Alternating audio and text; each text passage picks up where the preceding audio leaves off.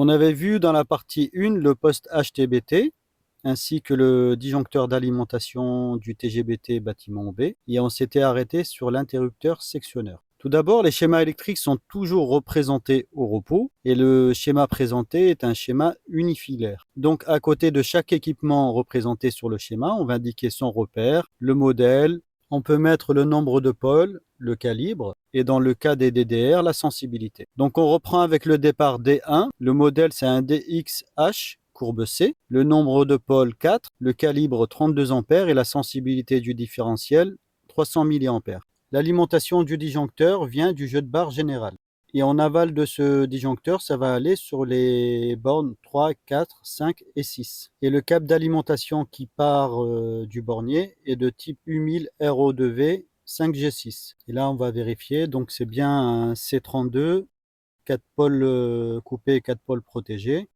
Le différentiel de 300 milli. En amont, on va sur le jeu de barre, on vient du jeu de barre général. Et en aval, c'est du câblage interne en 6 mm². On vient sur les bornes 3, 4, 5 et 6. Et puis après, on part avec du câble U1000 RO2V et ça a l'air d'être du 5G6. Donc c'est bon. Après, on passe sur le départ D2. Donc c'est un DPX 250ER, 3 pôles et le calibre 250 ampères. Donc 3 pôles plus le PEN. Donc là, c'est bien le modèle du schéma. En amont du disjoncteur, on vient du jeu de barre général.